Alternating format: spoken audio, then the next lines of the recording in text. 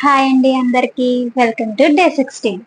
అందరూ నేచర్ చేస్తున్న programming code ని డీకోడ్ చేయడం స్టార్ట్ చేశారా అనుకుంటున్నా. ఇంక ఈ రోజు టాపిక్ లోకి వద్దాం. అదేంటి అంటే గట్ హెల్త్. ఇప్పుడు ఎక్కడ చూసినా ఎక్కడ విన్నా ఎవరు మాట్లాడుకున్నా గట్ హెల్త్ అని మాట్లాడుకుంటున్నారు. అసలు ఈ గట్ అంటే ఏంటి, అది ఎందుకు ఇంత ఇంపార్టెంట్ ఈరోజు తెలుసుకుందాం. గట్ అంటే ఏం లేదు, మనం తిన్న ఫుడ్ ని అరిగించి దాంట్లో నుంచి పోషకాలని తీసుకుని వ్యర్థాలని బయటకి తీసుకెళ్లే సిస్టమే గట్. ఓకేనా? ఆ దాని హెల్త్ ఎందుకంత ఇంపార్టెంటో తెలుసుకుందాం.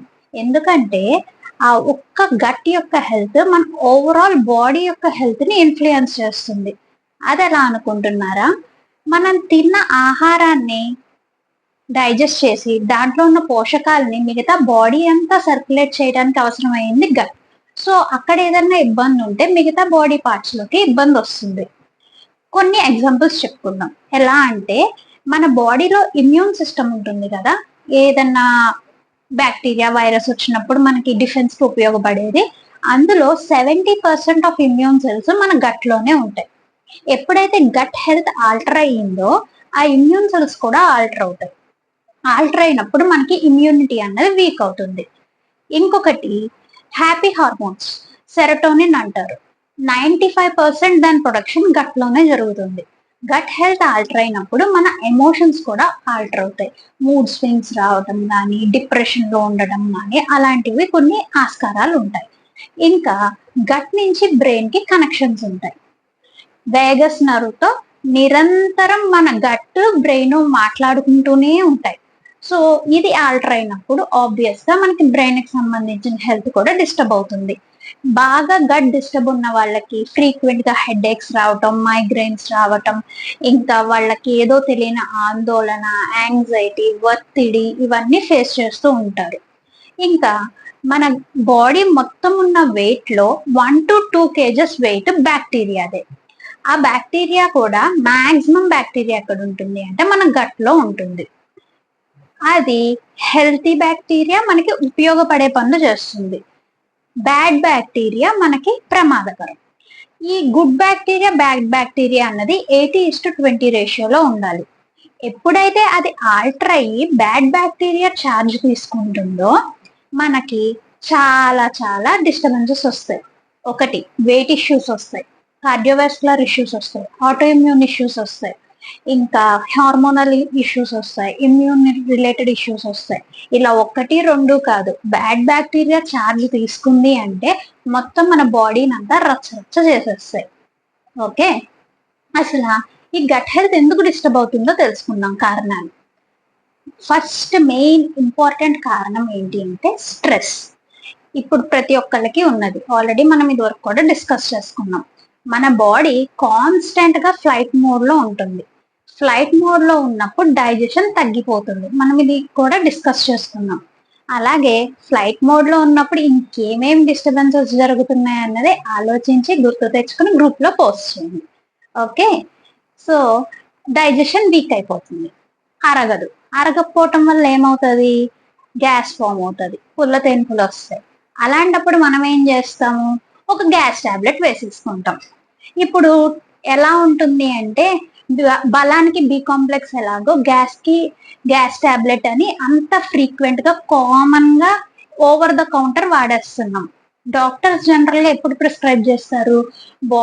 మన స్టొమక్ లో యాసిడ్ సెక్రీషన్స్ ఎక్కువ అయినప్పుడు దాని వల్ల మనకి గట్ లైనింగ్ కి డ్యామేజ్ జరగకుండా ఉండడానికి ప్రిస్క్రైబ్ చేస్తారు. కానీ మనం ఏం చేస్తున్నాం? తిన్నది అరగపోయినప్పుడు ఫామ్ అయిన గ్యాస్ కూడా మనమే అది దీని వల్లే అనుకుని గ్యాస్ టాబ్లెట్ వేసేసుకుంటున్నాం. అది ఇంకా ఎంత హ్యాబిట్యుయేట్ అయిపోయారు అంటే చాలా మంది ఇంకా గ్యాస్ టాబ్లెట్ వేసుకోకపోతే వాళ్ళకి రోజు గడవనంత హ్యాబిట్యుయేట్ అయిపోయిన కేసెస్ చూస్తున్నాం.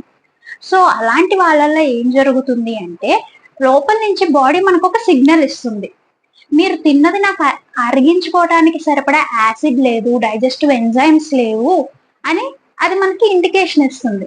మనం ఏం చేస్తున్నాం? గ్యాస్ టాబ్లెట్ అంటే ఏంటి? యాంటాసిడ్. ఎక్కువ యాసిడ్ ప్రొడ్యూస్ అయినప్పుడు దాన్ని సప్రెస్ చేసేది, అది వేస్తున్నాం. అది వేసినప్పుడు ఏం చేస్తుంది? ఇంకా అక్కడ ఆల్రెడీ యాసిడ్ డైజెస్టివ్ ఎంజైమ్స్ తక్కువ ఉందని చెప్తుంది, మనం ఇంకా తగ్గించేస్తున్నాం. దానివల్ల ఇంకా ఇండైజెషన్ వస్తుంది. మనకి ఆ తిన్నది అరగటం మానేసి కిందకి దిగి కుళ్ళిపోతూ ఉంటది. దానివల్ల మళ్ళా బ్యాక్టీరియల్ లోడ్ పెరిగిపోతుంది. సో యాంటాసిడ్స్ ఎప్పుడు డాక్టర్ ప్రిస్క్రిప్షన్ తో వాడండి. ఇంకా లాంగ్ టర్మ్ గా యాంటాసిడ్స్ వాడటం వల్ల చాలా చాలా సివియర్ గట్ ఇష్యూస్ వస్తాయి. అప్పటికి మనకి ఆ హార్ట్ బర్న్ అన్నది లేకపోతే వెనక్కి గ్యాస్ తన్నటం అన్నది రిలీఫ్ ఇచ్చినట్టు అనిపిస్తుంది. కానీ ఫ్యూచర్ లో చాలా చాలా కాంప్లికేషన్స్ వస్తాయి. ఓకే, ఇంకా గట్ హెల్త్ ని డిస్టర్బ్ చేసే వేరే రీజన్స్ ఏంటి? ఒకటి, యాంటీబయాటిక్ మిస్యూస్. యాంటీబయాటిక్స్ కూడా అలాగే వితౌట్ ప్రిస్క్రిప్షన్స్ వాడే వాళ్ళు ఎక్కువైపోతున్నారు. సో దాని వల్ల కూడా బ్యాడ్ బ్యాక్టీరియా లోడ్ పెరిగిపోతుంది. ఇంకా అస్తమానం తినటం, లేట్ నైట్ డిన్నర్స్, ఎక్కువగా ప్యాకేజ్డ్ ఫుడ్స్ తినటం, ప్రాసెస్డ్ ఫుడ్స్, డీప్ ఫ్రైడ్స్ తినటం, రిఫైన్డ్ షుగర్స్ తినటం అంటే బేకరీ ప్రొడక్ట్స్, అలాంటివి ఎక్కువగా ఫ్రీక్వెంట్ గా తీసుకోవటం వల్ల గట్ ఇష్యూస్ అనేవి మొదలవుతున్నాయి. ఇంక ఇక్కడ చాలా ఇంపార్టెంట్ పాయింట్ ఒకటి డిస్కస్ చేద్దాం అనుకుంటున్నాం. కాన్స్టిపేషన్, మలబద్ధకం. చాలా మంది ఇది చెప్పుకోవటానికి కానీ ఈవెన్ డాక్టర్ కి చెప్పుకోవటానికి కూడా మొహమాట పడుతూ ఉంటారు, సిగ్గుపడుతూ ఉంటారు. ఇంకా కొంతమందికి ఎలా అంటే ఇది నార్మలే కదా, ఇందులో ఏముంది అన్నంత క్యాజువాలిటీలో ఉంటారు. కానీ అది చాలా పెద్ద తప్పు. ఎందుకు అంటే ఈ కాన్స్టిపేషన్ వల్ల 3 మెయిన్ డ్యామేజెస్ జరుగుతాయి. ఒకటి, బాడీలో టాక్సిన్ లోడ్ పెరిగిపోతుంది. ఇంకొకటి, పైల్స్ కి దారి తీస్తుంది. మూడోది చాలా చాలా చాలా ఇంపార్టెంట్, ఇప్పుడు డేంజర్ రెడ్ అలర్ట్ లో ఉన్నది, ఆటో ఇమ్యూన్ డిసీజెస్.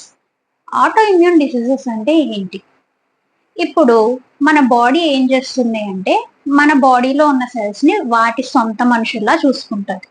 బయట నుంచి ఏ బ్యాక్టీరియానో వైరస్ ఏదో ఒక ఫారెన్ బాడీ మన బాడీలోకి వచ్చినప్పుడు ఇది మనకి సంబంధించింది కాదు అని చెప్పి దాని మీద యుద్ధం చేస్తారు. ఈ ఆటో ఇమ్యూన్ డిసీజెస్ లో ఏమవుతుంది అంటే మన బాడీ మన ఫారెన్ అనే వ్యత్యాసం, తేడాని తెలుసుకునే వ్యత్యాసాన్ని కోల్పోతుంది. మన బాడీ సెల్స్ ను కూడా ఫారెన్ బాడీస్ అనుకుని మన బాడీ సెల్స్ మీద యుద్ధం మొదలు పెడుతుంది. ఎప్పుడైతే ఆ యుద్ధం మొదలు పెడుతుందో దాన్నే ఆటో ఇమ్యూన్ డిసీజెస్ అంటారు. మీకు ఎగ్జాంపుల్ గా ఆర్థరైటిస్, సోరియాసిస్, ఇప్పుడు చాలా చాలా ఎక్కువగా చూస్తున్న auto immune thyroid diseases, vasculitis, ఇంక ఇలా లిస్ట్ చెప్పుకుంటూ పోతే చాలా పెద్దదే ఉంది. ఇంకా బాధాకరమైన విషయం ఏంటి అంటే ఈ మధ్య కాలంలో ఈ ఆటో ఇమ్యూన్ కేసెస్ రిపోర్ట్ అవుతున్నాయి చాలా చాలా ఎక్కువగా. పిల్లల్లో కూడా 10, 14, 15 ఇయర్స్ పిల్లల్లో కూడా రిపోర్ట్ అవుతున్నాయి. సో ఎవరికైనా ఇలాంటి కాన్స్టిపేషన్ రిలేటెడ్ ఇబ్బందులు ఉంటే ఇంత దాకా తెచ్చుకోకుండా మీ హెల్త్ అడ్వైజర్ తో డిస్కస్ చేసుకుని దాన్ని రెక్టిఫై చేసుకోండి. ఇందులో మొహమాట పడేది ఏమీ లేదు. మన హెల్త్ మన బాడీకి మించి ఇంపార్టెంట్ ఇష్యూ ఏమీ కాదు. ఓకే, ఇప్పుడు మన గట్ హెల్త్ ని ఎలా రెక్టిఫై చేసుకోవాలో చూద్దాం. First and foremost, stress levels ని తగ్గించుకోవటం. సెకండ్, ఎర్లీగా డిన్నర్స్ చేయటం. ఇంకా సరిపడా నిద్రపోవటం, బాడీని ఎప్పటికప్పుడు డీటాక్సిఫై చేసుకోవటం. ఇంకా ప్రాసెస్డ్ ఫుడ్స్ అన్నవి తగ్గించటం, అంటే ప్యాకేజ్డ్ ఫుడ్స్. ఇంకొకటి, షుగర్స్, రిఫైన్డ్ షుగర్స్ అన్నవి తగ్గించుకుని తింటాం. ఎక్కువగా న్యాచురల్ ఫుడ్స్, వీలైనంత వరకు న్యాచురల్ ఫుడ్స్ అంటే ఫ్రూట్స్, వెజిటబుల్స్ లాంటివి ఎక్కువ ఇంక్లూడ్ చేసుకునేలాగా నేచర్ కి దగ్గరగా ఉండే ఫుడ్స్ ని ఎక్కువ తినటం వల్ల కూడా గట్ తొందరగా హీల్ అవుతూ హెల్దీగా ఉంటుంది. ఈ రోజు నుంచి అందరూ గట్ హెల్త్ గురించి కాన్షియస్ గా ఉండటానికి రెడీనా?